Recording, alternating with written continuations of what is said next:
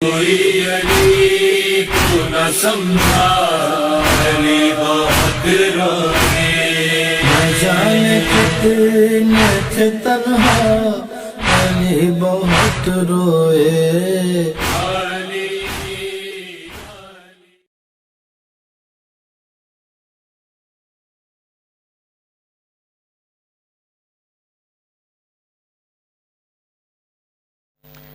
اعوذ باللہ من الشیطان الرجیم، بسم اللہ الرحمن الرحیم۔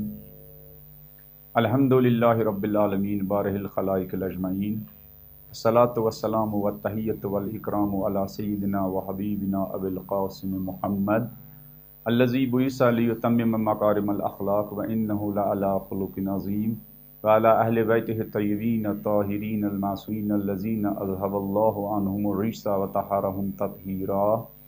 اما بعد، فقد قال امیر المومنین اوصیکما بتقوی اللہ وان لا تبغی الدنیا بغتکما۔ سامعین کرام، جیسا کہ موضوع گفتگو مولا علی علیہ السلام کا وہ نہایتی اہم وصیت نامہ ہے جو آپ نے 19 رمضان ضربت لگنے کے بعد اپنے بیٹے حسن اور حسین کو بیان فرمایا ہے، اور وہ وصیت درواقع پوری انسانیت کے لیے اور خاص کر ان لوگوں کے لیے جن کا دل علی کے لیے جلتا ہے، جن کے دلوں میں علی علیہ السلام کی محبت ہے، جن کی تمنا اور آرزو یہ ہے کہ وہ زندگی میں علوی طرز زندگی، علوی لائف سٹائل اور علوی جینے کا انداز اختیار کریں۔ ان لوگوں کے لیے یہ وصیت نامہ نہایتی اہم ہے۔ علی نے اس وصیت نامے میں اپنی ساری تعلیمات کا خلاصہ اور نچوڑ بیان کیا ہے۔ گفتگو ہماری یہاں تک پہنچی تھی کہ مولا علی علیہ السلام نے فرمایا وقولا بالحق، حق بات کہو۔ حق گوئی کی اہمیت معصومین علیہ السلام کی نظر میں اور وہ اسباب جن کی وجہ سے انسان حق گوئی سے دوری اختیار کرتا ہے، اس کے بارے میں گفتگو کی ہے، اور گفتگو ہو رہی تھی کہ کون سے اسباب کی وجہ سے انسان حق گو بن سکتا ہے، کون سی چیزیں انسان کے اندر ہو اور اس کے لیے حق گوئی اور حق کا ساتھ دینا آسان ہو جاتا ہے۔ عرض کیا کہ خدا پر ایمان رکھنا انسان کو حق کے راستے میں ساری اور تمام تر دشواریوں کو برداشت کرنے کی طاقت اور توانائی اور انرجی عطا کرتا ہے۔ جتنا جتنا انسان کے دل میں خدا پر ایمان محکم سے محکم ہو جائے، اتنا انسان کے لیے حق گوئی اور حق کے راستے کا ساتھ دینا آسان اور سہل ہو جاتا ہے۔ قرآن نے اس سلسلے میں بہت سارے بہترین نمونے پیش کیے کہ جب فرعون کے سامنے ساحروں نے خدا یہ وحدہ لا شریک پر ایمان لایا تو فرعون نے ان کو دھمکی دی۔ کیا دھمکی دی؟ کہا قال آمنتم لہ قبل ان آذن لکم، میری اجازت کے بغیر خدا پر ایمان لے کے آئے ہو؟ انہ لکبیرکم الذی علمکم السحر، یہ تمہارا سرگرو ہے جس نے تمہیں سحر اور جادو کی تعلیم دی ہے۔ اب دھمکی دیکھیے حق پرست انسان اور حق گو انسان کے سامنے۔ فلا اقطعن ایدیکم وارجلکم من خلاف، اب میں تمہارے ہاتھ پیر الٹے کاٹوں گا، یعنی اگر دایاں ہاتھ کاٹوں گا تو ادھر سے بایاں پیر بھی کاٹوں گا، اگر دایاں پیر کاٹوں گا ادھر سے بایاں پیر بھی کاٹوں گا۔ وَلَا أُصَلِّبَنَّكُمْ فِي جُذُوعِ النَّخْلِ، اور میں تمہیں سولی پر چڑھاؤں گا۔ ایک ظالم اور باطل انسان کی دھمکی اور اس کے مقابلے میں حق پرست خدا پرست انسان، خدا کے ایمان سے، معرفت خدا کے نور سے سرشار انسان کا رد عمل دیکھیے۔ ان ساحروں نے جنہوں نے خدا پر ایمان لایا، ان کا جواب دیکھیے۔ ان کا جواب یہ تھا، قالوا لن نؤثرک علی ما جاءنا من البینات، جو روشنی ہمارے سامنے واضح ہو گئی ہے، جو دلیل ہمارے سامنے واضح ہو گئی ہے، اس کو دیکھتے ہوئے ہم تمہیں اختیار نہیں کریں گے اور نہ تمہاری سنیں گے اور نہ تمہارا ساتھ دیں گے۔ فَقْضِ مَا أَنْتَ قَاضٍ، جو تمہارے بس میں ہے انجام دو، کرو۔ انما تقضی هذه الحیات الدنیا، فرعون تیرے بس میں تو فقط یہ زندگی ہے، فرعون تیرے بس میں تو فقط یہ زندگی ہے، جبکہ ہمیں زندگی آخرت کی فکر ہے۔ ہم آخرت کو بچانے کے لیے دنیا کی سختیوں کو اور تیری اس سولی کو اور تیرے ان بازوں اور پیروں اور قدموں کو کاٹنے کو برداشت کریں گے، لیکن جس خدا پر ہم نے ایمان لایا ہے، جس آخرت پر اب ہم نے ایمان لایا ہے، اس آخرت کے لیے ہم یہ ساری سختیاں برداشت کرنے کے لیے تیار ہیں۔ تو خدا کی معرفت اور خدا پر ایمان اور توحید انسان کو حق گوئی کے لیے کیا تیار کرتا ہے، اور حق گوئی کے راستے میں ساری دشواریاں برداشت کرنے کی طاقت اور انرجی عطا کرتا ہے۔ عرض کیا، دنیا کے ان حق پرست انسانوں کو دیکھیے، آج عراق کے حشد الشعبیہ کو دیکھیے، آج ایران کے بسیجوں کو دیکھیے، آج لبنان کے حزب اللہ کو دیکھیے، آج فلسطینی مجاہدوں کو دیکھیے، پوری دنیا کے سپر پاور اور شیطانی طاقتیں ایک طرف اور یہ قلیل گروپ ایک طرف، ان کی انرجی کا سورس کیا ہے؟ ان کی انرجی کا سورس اور ان کی طاقت کا سورس یہی خدا پر ایمان ہے۔ جو ان ساحروں کا سورس آف انرجی تھا، وہی آج کے حق پرست اور مجاہد اور مومن انسانوں کا سورس آف انرجی ہے۔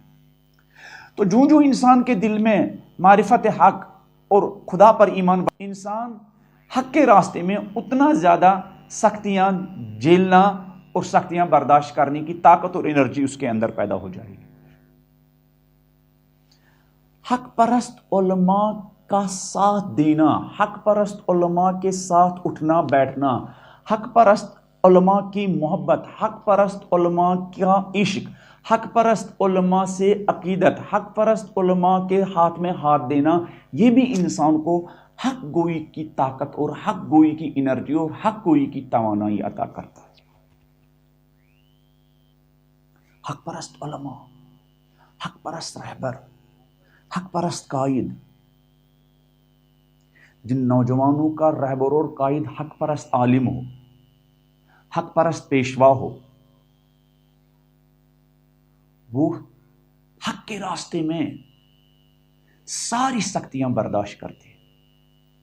ان شہیدوں کی زندگی پر جب ہم نظر دوڑاتے ہیں، انقلاب اسلامیہ کا ساتھ دینے والے شہیدوں کی زندگیوں پر جب ہم نظر دوڑاتے ہیں، مدافعین حرم کی زندگی پر جب ہم نظر دوڑاتے ہیں، اہل بیت کے حرم بچانے والے شہداء کی زندگی پر جب ہم نظر دوڑاتے ہیں، تو دوستو، جہاں ان کے اندر بہت ساری خصلتیں تھیں، سامعین، جہاں ان کے اندر بہت ساری کوالٹیز تھی، ان کے اندر ایک کوالٹی یہ تھی کہ ان کی زندگیاں حق پرست علماء کے ساتھ بسر ہوتی تھی۔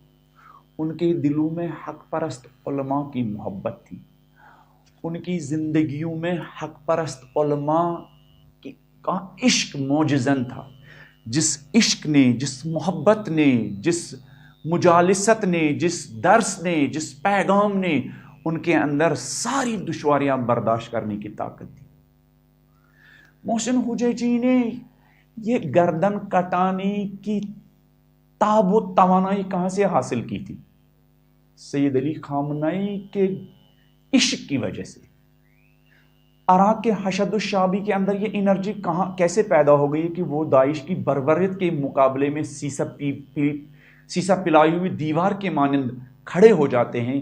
یہ طاقت کہاں سے ملی ہے؟ سید علی سیستانی کی محبت کی وجہ سے۔ حزب اللہ کے نوجوان اسرائیل کی بربریت کے مقابلے میں کیوں ڈٹ جاتے ہیں؟ ایک حق پرست عالم سید حسن نصر اللہ کی محبت کی وجہ سے۔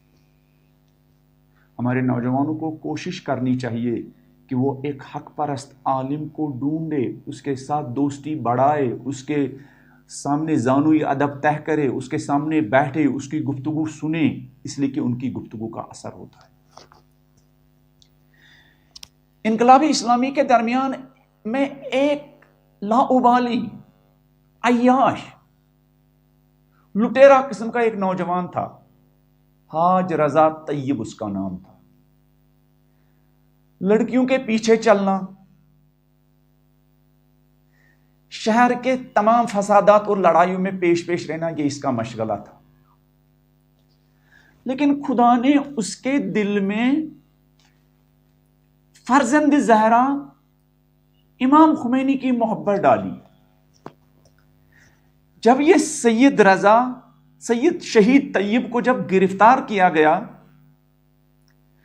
تو شاہ کی انٹیلیجنس نے اس کے سامنے آفر رکھی کہ تم ٹی وی کے سامنے آؤ اور ٹی وی کے سامنے یہ اعلان کرو کہ شہر کے سارے فسادات کے لیے، لڑائیوں کے لیے، بلووں کے لیے، وائلنس کے لیے مجھے امام خمینی نے پیسے دیے، لالچ دیے، اور ان کے لالچ کی وجہ سے میں یہ بلوا کرتا ہوں، اور یہ بلووں کے پیچھے امام خمینی ہے۔ تمہیں ہم زندان سے آزاد کریں گے اور تمہیں نہ جانے کیا کیا نوکری دیں گے اور اتنے پیسے دیں گے۔ لیکن اس بظاہر لاابالی انسان کے دل میں ایک حق پرست عالم دین کی محبت، ہلکی سی محبت پیدا ہو گئی۔ تو سامعین، پتہ ہے اس بظاہر بے دین انسان نے، بظاہر ایک دین سے دور انسان نے کیا جواب دیا؟ اس نے شاہ کی انٹیلیجنس کے سامنے یہ جواب دیا، جواب یہ دیا کہ من در زندگی خلافائی زیادی کردم، کہ میری زندگی گناہوں سے بری ہوئی ہے، میں نے خالق کی بہت زیادہ مخالفت کی، میں نے امام زمانہ کی بہت زیادہ نافرمانی کی ہے،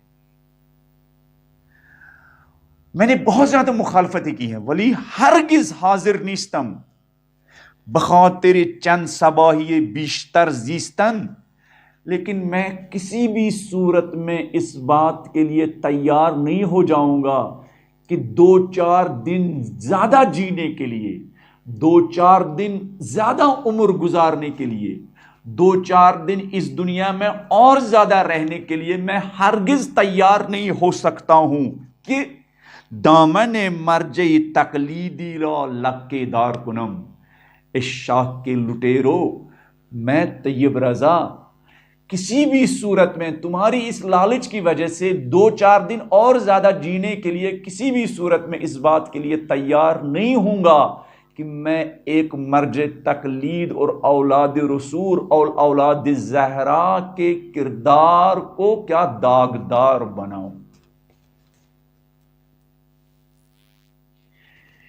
ایک نوجوان ہیں جس کو یہ آفر دی جا رہی ہے، تمہیں قید سے چھوڑیں گے، نوکری دیں گے، اور نہ جانے اتنی لالچ اس کو دے رہے ہیں، لیکن وہ نوجوان کہہ رہا نہیں، میں 2 سال 3 سال 4 سال 10 سال اور زیادہ جینے کے لیے ایک مرجع تقلید کے کردار کو داغدار نہیں بنانا چاہتا۔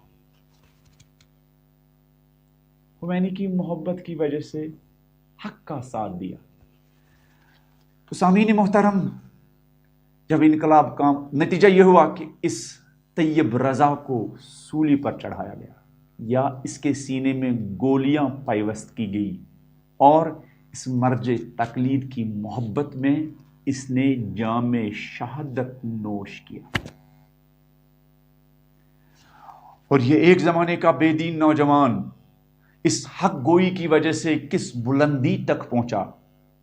کہتے ہیں کہ جب انقلاب اسلامی کامیاب ہوا اور امام خمینی رحمۃ اللہ علیہ ایران واپس لوٹے تو 2-3 دن کے بعد انہوں نے اپنے ساتھیوں سے کہا میں شاہ عبد العظیم زیارت کے لیے جانا چاہتا ہوں.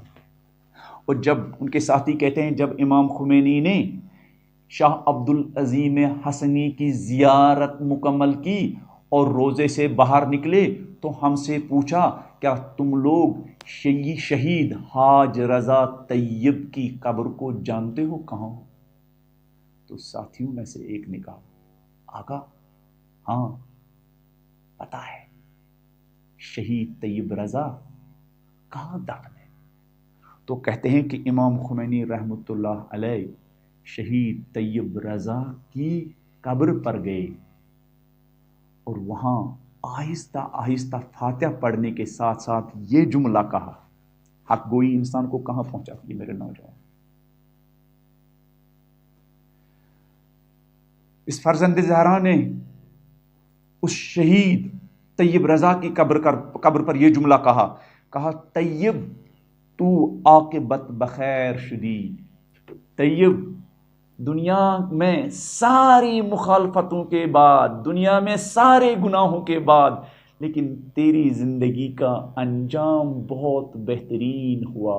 تو عاقبت بخیر ہوا. تیری زندگی کا انجام شہادت پر ہوا. تیری زندگی کا انجام راہ راست پر ہوا. تیری زندگی کا انجام عشق امام زمانہ میں ہوا. شہید امام خمینی کا جملہ شہید طیب تو عاقبت بخیر شدی. طیب تیرا انجام اچھا ہوا. اگرچہ زندگی تو نے اچھی نہیں گزاری لیکن زندگی کا انجام اچھا ہوا.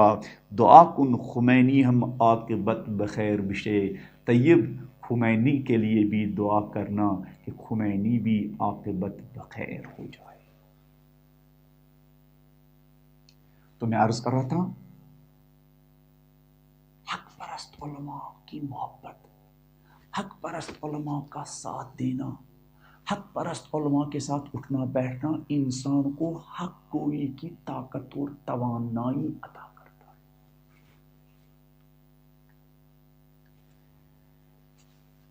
اس کے بعد مولا علی علیہ السلام آگے چل کر فرماتے ہیں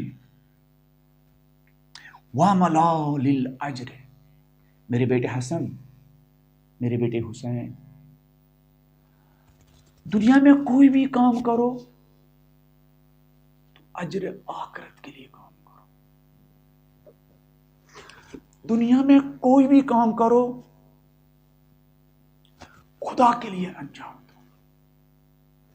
دنیا میں کوئی بھی کام کرو خدا کی مرضی حاصل کرنے کے لیے، خدا کی رضایت حاصل کرنے کے لیے کام انجام دو.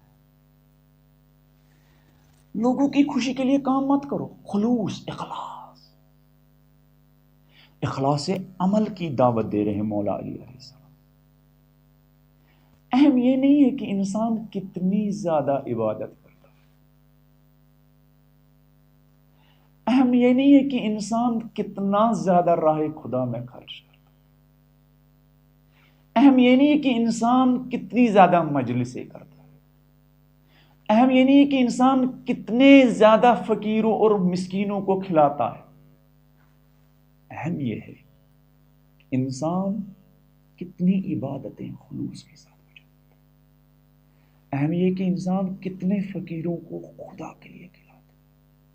اہم یہ کہ انسان کتنی مجلسیں خدا کے لیے کرتا ہے. اہم یہ کہ کتنے سجدے انسان خدا کے لیے کرتا ہے.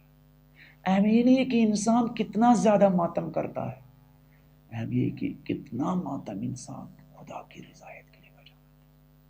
اہم یہ نہیں کہ انسان کتنے زیادہ ختم قرآن کرتا ہے رمضان میں، اہم یہ کہ انسان کتنے ختم خدا کی مرضی کے لیے بجاتا ہے. اہم یہ نہیں کہ ایک عالم دین اور ایک طالب علم کتنی زیادہ مجلسیں پڑھتا ہے، اہم یہ کہ ایک طالب علم خدا کی خوشنودی حاصل کرنے کے لیے کتنی مجلسیں کرتا ہے. تو مولا فرماتے ہیں وَعْمَلَا لِلْأَجْرِ، اجر آخرت کے لیے کام کرو، دنیا کی لوگوں کی تعریف کے لیے نہیں. یہاں شیخ مرزا متحری کا ایک بہترین جملہ ہے جو انہوں نے اپنی کتاب اسلام اور کائنات میں جہاں بینی اسلامی میں بیان کیا ہے. کار برائی کبھی کبھی انسان خدا اپنے لیے کام کرتا ہے, کبھی کبھی انسان لوگوں کے لیے کام کرتا ہے, کبھی کبھی انسان خدا کے لیے اور اپنے لیے کام کرتا ہے. کون کام عبادت ہے؟ شہید مرزا مطہری فرماتے ہیں کار برائے خود نفس پرستی ہے.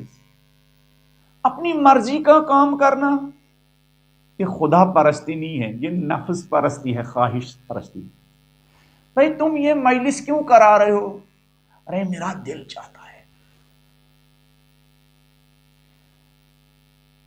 اپنی مرضی کے لیے ایسا کام کر رہا ہوں. شہید مرزا مطہری فرماتے ہیں کار برائے خود نفس پرستی ہے.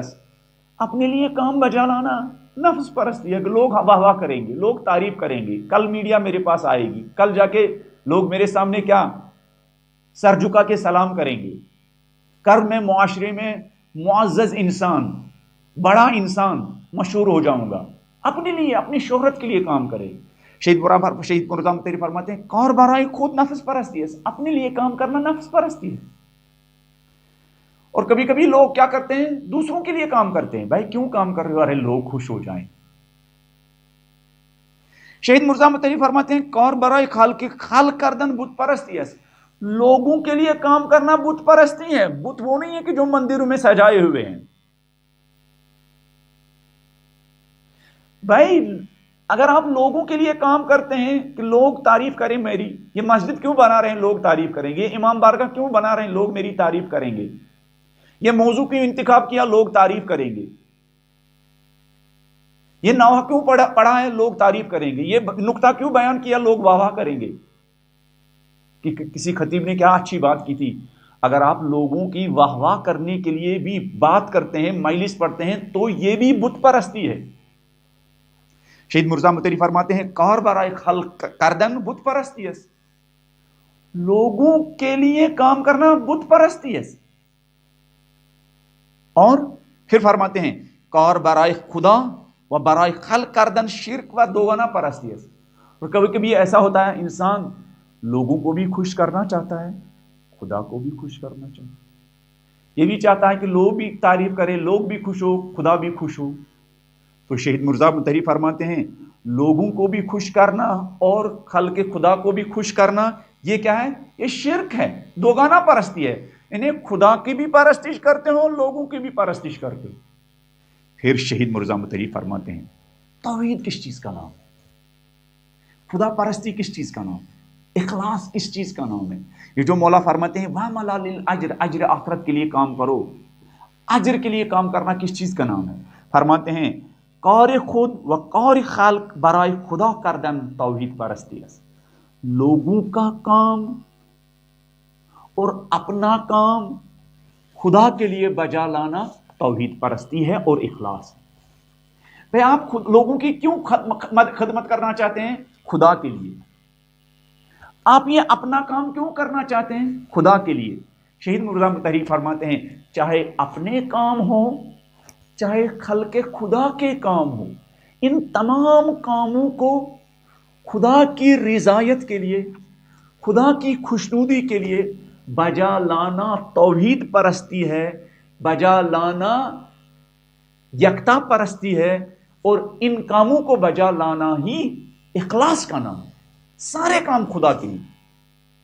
دین یہ نہیں کہتا لوگوں کے کام نہ کرو, دین کہتا لوگوں کے کام کرو, غریبوں کو کھلاؤ, غریبوں کو پلاؤ, ویلفیئر کام کرو. یہ سارے کام لیکن لوگوں کے خوشی کے لیے نہیں, یہ سارے کام خدا کی خوشی کے لیے بجا لاؤ. اپنے کام بھی خدا کی خوشی کے لیے بجا لاؤ, خلق خدا کے کام بھی خوشی کے لیے, خدا کی خوشی کے لیے بجا لاؤ. ماں باپ کی خدمت بھی خدا کی خوشی کے لیے بجا لاؤ, بہن بھائیوں کی خدمت بھی خدا کی خوشی کے لیے بجا لاؤ, غریبوں کی مدد بھی خدا کی خوشی کے لیے بجا لاؤ. اور جب ہم خدا کی خوشی کے لیے اپنے کام دوسرے کام انجام دیں گے, اسی کو توحید پرستی کہتے ہیں, اسی کو خدا پرستی کہتے ہیں, اسی کو یکتا پرستی کہتے ہیں. خدا ہم سب کو ماہ رمضان کی ان نورانی لمحات میں, جو انتہائی نورانی مغفرت, رحمت اور بخشش کے لمحات اور ایام اور راتیں ہیں, خدا ان نورانی راتوں کے طفیل ہم سب کو, ہمارے نوجوانوں کو, ہمارے بزرگوں کو, تمام سامعین کو یکتا پرست اور خدا پرست بننے کی توفیق عنایت فرمائیں، اور ہمیں اپنے کام اور خلق خدا کے کام سارے خدا کی مرضی اور خوشنودی کے لیے بجا لانے کی توفیق عنایت فرمائے۔ السلام علیکم ورحمۃ اللہ۔